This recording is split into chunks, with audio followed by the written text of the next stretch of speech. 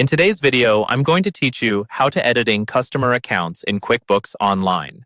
By the end of this walkthrough, you'll know exactly how to find a customer, open their profile, make changes, and save those updates correctly, so your records stay accurate and up to date. Let's start from the main dashboard in QuickBooks Online. On the left-hand side of your screen, you'll see a vertical menu. From this menu, look for the option labeled Sales. Go ahead and click on Sales. This section is where you manage everything related to your sales activity, including customers, invoices, and products or services. Once the sales page opens, you'll see a few different tabs across the top. Find and select the tab labeled Customers. This takes you to your full customer list. Think of this page as your customer directory in QuickBooks Online.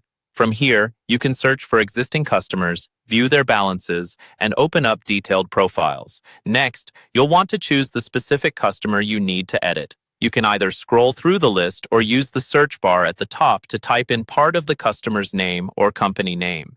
When you see the customer you're looking for, click directly on their name. This will open their customer details page where you can see contact information, open invoices, recent activity, and more. Now that you're in the customer's profile, it's time to enter Edit mode. Look for the Edit button on this page. It's usually located near the top right area of the customer details. Click on Edit to open the customer information form. This is where you can update any of the stored details for that customer. With the Edit window open, you can now make the changes you need. You might update the customer's name if their business has rebranded, or adjust their email address to make sure invoices and statements go to the right place. You can also review and update their billing address and shipping address so that physical mail or deliveries reach the correct location. If necessary, check the payment terms as well, such as net due dates, to ensure they match the agreement you have with that customer.